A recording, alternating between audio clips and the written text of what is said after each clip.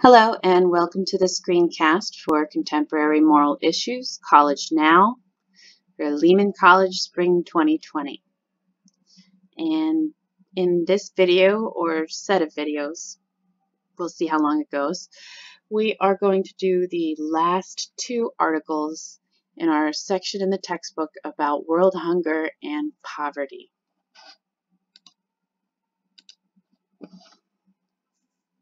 And the first article is called Property and Hunger by Amartya Sen.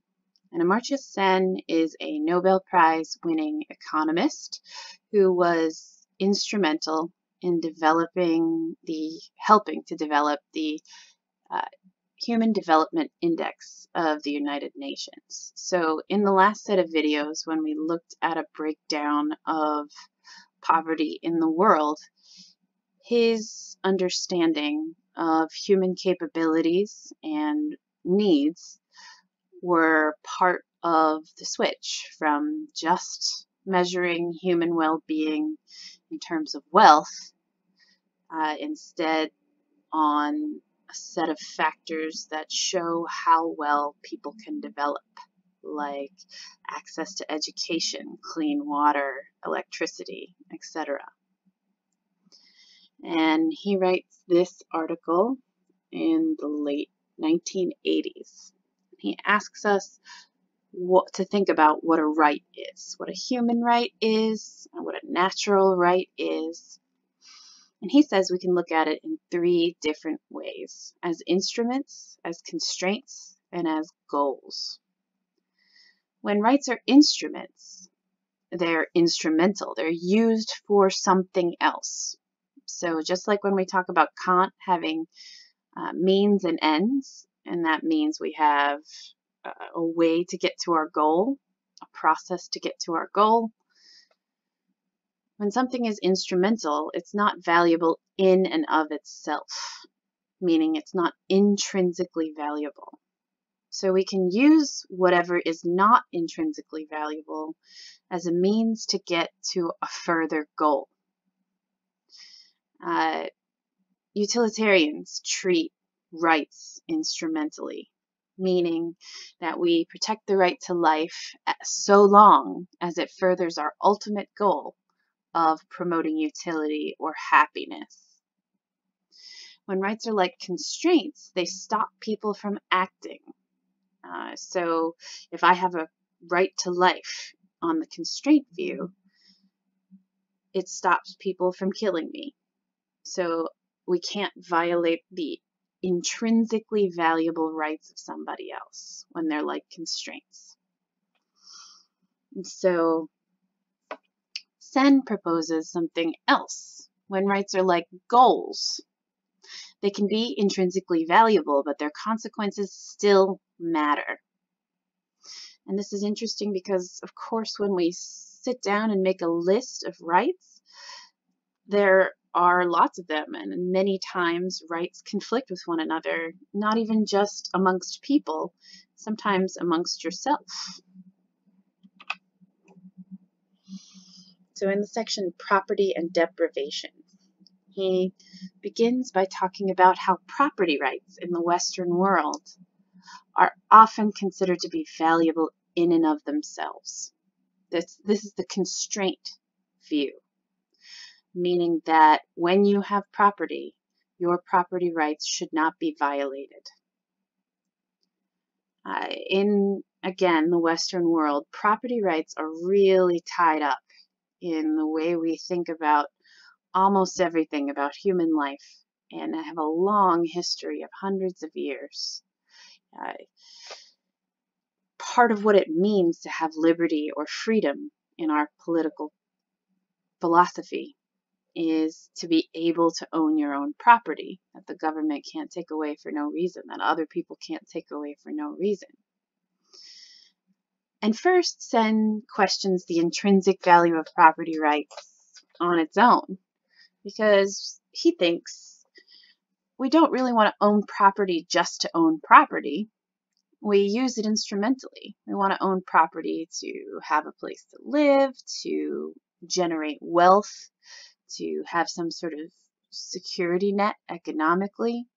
So he thinks sometimes, at least, property rights are more instrumental than they are intrinsically valuable. But even if they are intrinsically valuable, you can still continue with his argument, which will eventually be to use rights as goals. And when we're thinking about extreme deprivation, such as in a famine, and famines are hard for us perhaps to imagine, but if you went to the grocery store and there's no food, and you went to another one and there's no food, and there's no food anywhere, and the crops are all failures, it must be terrifying. Sen has studied famines for a long time, their causes, how best to alleviate them. And he says that famines are failures of entitlement systems. So what's an entitlement system? What's an entitlement? What are people entitled to? Another word for it might be, what do we deserve? And of course, this can be a right, as we're talking about. You deserve to have your rights respected, all other things being equal. Sometimes it can be contingent. You might be entitled to a job because they offered you a letter, but they can rescind that. Sometimes it might be able to be a mixture of both. And then he makes a little caveat that entitlement failures aren't totally the fault of the type of economy that you're dealing with. Two major types of economies that you might run into again and again if you study any sort of social or political philosophy or science are market economies and socialized economies. Capitalism is a market economy, meaning that you have competition to set prices. Socialized economies are owned by a centralized group. It can be the government, it can be all of the people at large. But Sen says these entitlement failures that cause things like famine, massive deprivation, it doesn't matter which economy, which type of economy you have. What actually matters are endowments and exchange entitlements. And you have these regardless of the type of economy you live with. Endowments are what you initially own, including your own labor power, meaning your ability to go out and work. Whether that is subsistence oriented, where you go grow your own food and you keep animals, you have a farm, or to sell your work skills to a job. An exchange entitlement is what you're able to obtain, either through trade or direct production yourself. You mix your labor with natural resources. So if everybody's situation when it comes to what they can have in their life is based on their endowments and their exchange entitlements, the available food levels in any community or nation is only a part of what causes famine. Because sometimes, and he gives several examples, this is on page 464, of famines where the country itself had enough food. They just didn't distribute it for several different reasons. And this comes down to these exchange entitlements. If someone is dirt poor and they can't afford inflated prices when maybe resources seem a little scarce, then they're going to starve even if there is enough food theoretically to feed everybody. And if this is the case in many famines and there's enough food, it must mean that our public policy, our laws, our distribution systems are the things that are broken. They're the things that need to change to make sure that everybody has the correct entitlement to basic needs. And plainly, this conclusion means that property should not be of the constraint type of right, meaning it can never be violated. We have to think about the consequences as well. Yes, property can be intrinsically valuable, but if the consequences of exercising your intrinsically valuable right to property are that millions of people starve, suffer, and die, then maybe it's time to shift your looking at rights to a different set of rights, like the right to not die of those millions of people. So it's saying that sometimes rights can be shifted around when it furthers our human values. Consequences matter. We have the goal of preserving property rights, but we also have the goal of justice, of people being able to support themselves in a basic way. Then he talks about the right to not be hungry. So if you have never heard of this, it's not a surprise. Property rights have such a long and deeply embedded history for us in the West and increasingly in other parts of the world.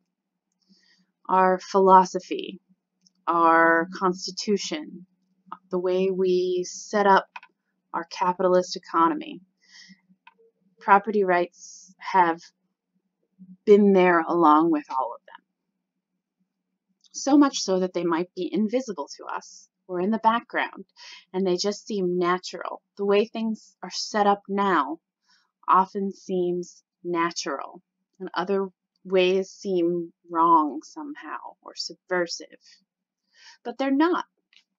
We can alter laws. We can alter the Constitution. We can alter public policy and say, okay, we will respect the intrinsically valuable right of property up to the point that this right doesn't cause the death of millions of people.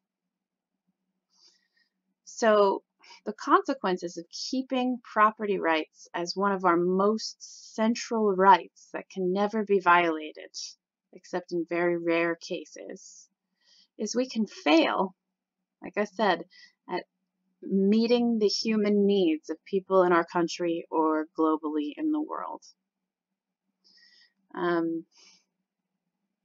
Sen doesn't think that it should hold such a central, inviolable place in over human suffering, starvation, and deprivation.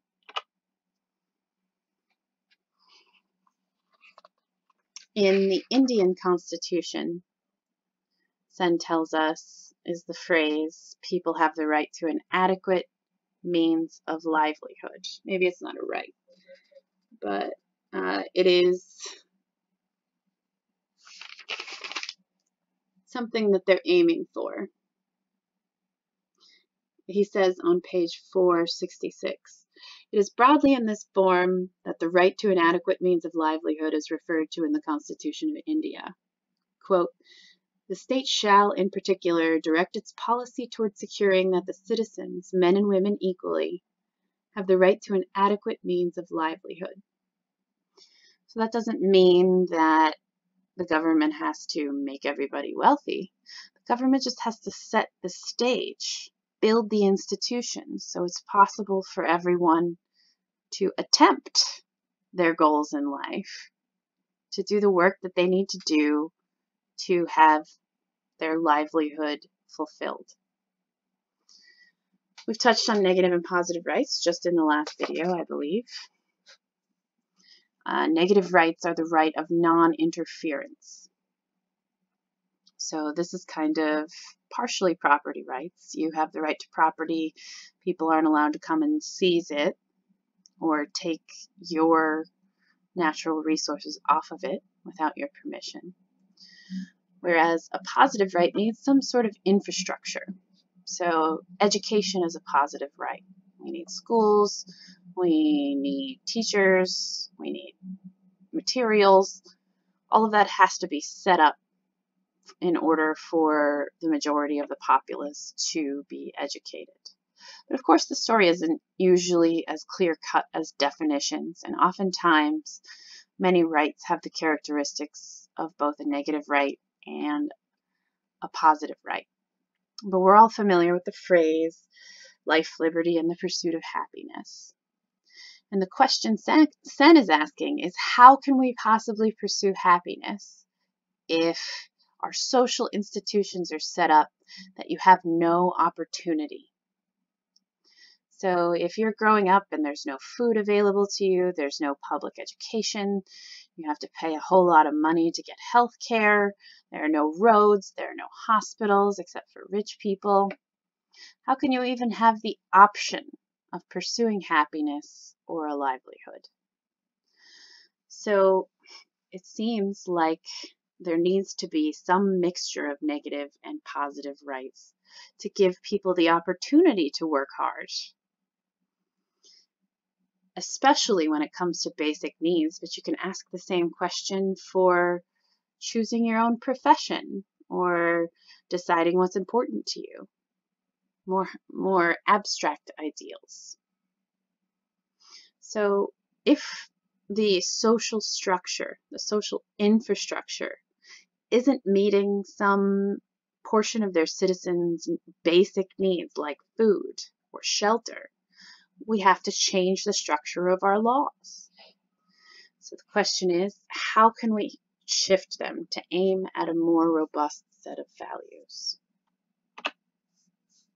The very last article in this section is A Kantian Approach to World Hunger by Onora O'Neill.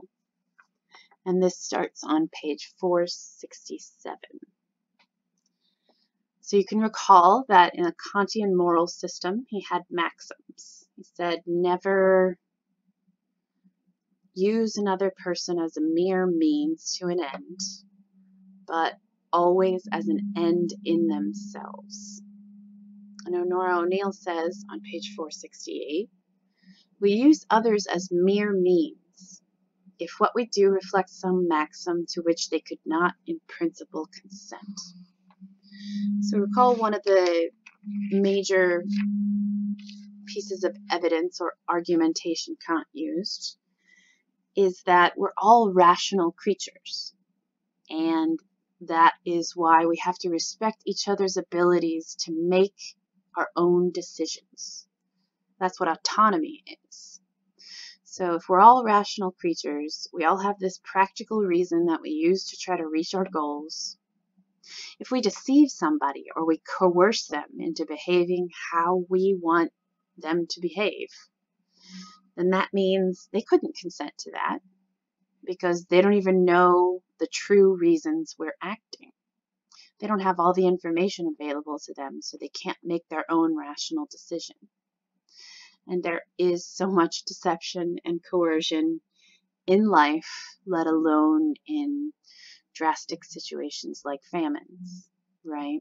There's price gouging and bribing people for favors. If some country needs help immediately and they're pressured into accepting terms of a deal that are really bad, that's coercive. And this kind of stuff happens often in the world. So of course, our first step toward being moral individuals or moral nations is to eliminate deception and coercion in our dealings with other people. So in that way, if we never lied, if we never deceived, if we never coerced anybody, in that way at least, we wouldn't be using other people as mere means, but instead as ends in themselves, these autonomous individuals of their own that get to make their own decisions. But okay, if you did that, if we managed to change all of our policies and all of our behaviors so we're not deceiving or coercing anybody, would we then be moral on a Kantian moral theory? And the answer is, of course, no. Kant did not think so.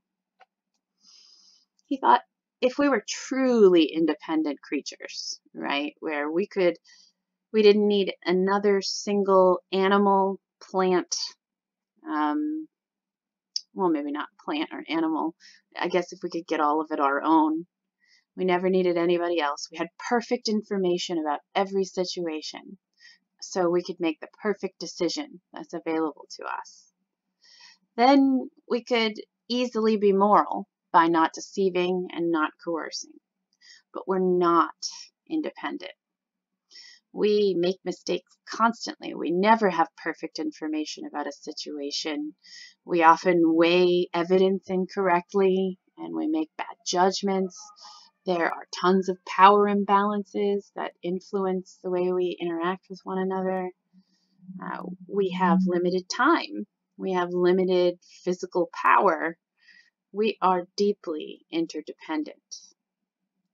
So that means if the goal of Kantian moral theory is to help make the best choices possible, both for ourselves and others, sometimes we have to help other people further their own goals, because we know we won't be able to complete our goals because we're limited creatures that make mistakes. And we need help. We need more information from other people. So we have to, in order to be moral, we have to not lie or deceive, not coerce, and also practice beneficence. So there's that word again. Kant defines it a bit differently, as you might see here, to the way the introduction to this section did. But beneficence is using our knowledge, our power, our reasoning to help other people further their ends, at least sometimes in our lives. And Kant's made a distinction between perfect duty and imperfect duty. So perfect duty is one that is always in your power to perform. There's no external pressure forcing you to do something else. There's no limited amount of time. There's no lack of knowledge about what goes on in your own head. Meaning you can always choose to not deceive and not coerce, because that's all you have perfect power over. Now, we don't have perfect power over the rest of the world, and we can't help every single person further every single one of their goals. So beneficence is an imperfect duty in that way. We have to be selective. We have to figure out and choose whose goals to help, when, and why. So how would we do that? Well, the vulnerable are a pretty good choice, O'Neill says, in a Kantian theory of the morality surrounding hunger and extreme deprivation. Because if the goal is to promote autonomy, the ability for a human being to exercise their reason in the best and most widest capacity that they can, the vulnerable are the most susceptible to losing their autonomy, losing their personhood, because they're vulnerable to deception and coercion. If we want everybody to have the fullest humanity possible, if we want to respect people's personhood the most, if they're on the receiving end of deception and coercion, they're a good choice of people to help with our beneficence. We want everybody to have the most choices available to them to promote their own autonomy. O'Neill says on page 471, in Kantian moral reasoning, the basis for beneficent action is that we cannot, without it, treat others of limited rationality and autonomy as ends in themselves. And she doesn't mean the vulnerable here. We're all of limited rationality and autonomy.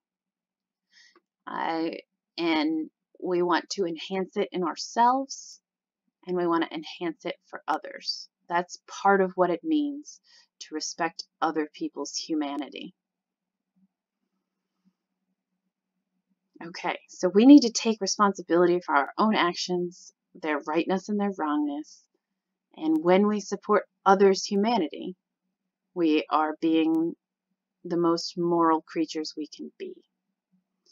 And O'Neill mentions, as a side note, that just like utilitarianism, sometimes helping support someone's autonomy will make them happier or increase utility. Sometimes it won't. Sometimes it'll make their life harder. It's hard to take responsibility for your own actions, but it can be transformative. It can make them more autonomous. It can give them more possibilities in their life. And she says that one positive factor in Kantianism's corner, as opposed to utilitarianism, is that utilitarianism has this complex math equation. Anytime you're confronted with a moral issue, you have to figure out the most utility. What is the action that has the most utility possible? And that's the only right action. But O'Neill doesn't think the world is really like that. It's more like trial and error. We live in a specific context, and a lot of times possible consequences aren't available to us. We have limited information. We gather as much information as we possibly can, and then we do the best we can. We look at specific contexts and try to fix problems from the bottom up instead of saying, I'm a utilitarian, the most global happiness for the most people is this blanket law that applies everywhere. But she also isn't real vague about it. She aims her conclusion about the benefits of Kant instead of utilitarianism, especially at writers like Hardin, who think we should be hands-off when it comes to extreme poverty and famine, letting populations come down to what he calls the carrying capacity, which of course means people will die. And she says, two writers like him, in their darkest Malthusian moments, some utilitarians have thought that average happiness might best be maximized not by improving the lot of the poor, but by minimizing their numbers, and so have advocated policies of benign neglect of the poorest and most desperate. Kantian patterns of reasoning are likely to endorse less global and less autonomy overriding aid and development projects. They are not likely to endorse or neglect abandoning those who are most vulnerable and lacking in autonomy. So a Kantian could never say, oh, for the overall goodness of all of humanity, we're going to let some people suffer and die. We are going to look at human beings as valuable in and of themselves, and as such, we are going to try and enhance their humanity whenever we can. So conclusions to this section. In this unit, we looked at one specific instance of the pushing and pulling between individual human rights and the overall good of everyone in utilitarianism. And this has come up again and again this semester in moral issues. It's also central to many human endeavors, like building governments, deciding who gets which resources. And by resources, I mean education, job opportunities, basic necessities, freedom of movement, property. How we distribute this is all up to us. We can distribute it in a different way. It's up to us to think about what types of rights are most important to us and how we want to balance that with the overall good of everybody. If you're interested in questions like this, once you get to college, you could take a political philosophy class. You could take a political science class, and you'll still talk about lots of the same issues. You can take social sciences, like sociology, and study stuff like this, all in sort of slightly different methodologies. What I'd like you to think about with all of the authors that have been presented to you here, when it comes to serious deprivation, like starvation, famine, many people dying from a lack of basic resources, who do you think of the 5 authors we looked at captures the problem in the best way? Further, I'd like you to think about why you believe that author is best, but I'd like you to find a flaw in the reasoning of that person. So if you think Onora O'Neill, who we just looked at, has the best argument, try to find a flaw in her argumentation. Or if you think Sen or Hardin or Arthur or Singer, do the same. And that's probably going to end up being what your homework is. So this is the end of this unit. We only have one more unit, I think, before the end of this semester. So please let me know if you're having difficulties or if you have any questions or comments, and I'll see you next time.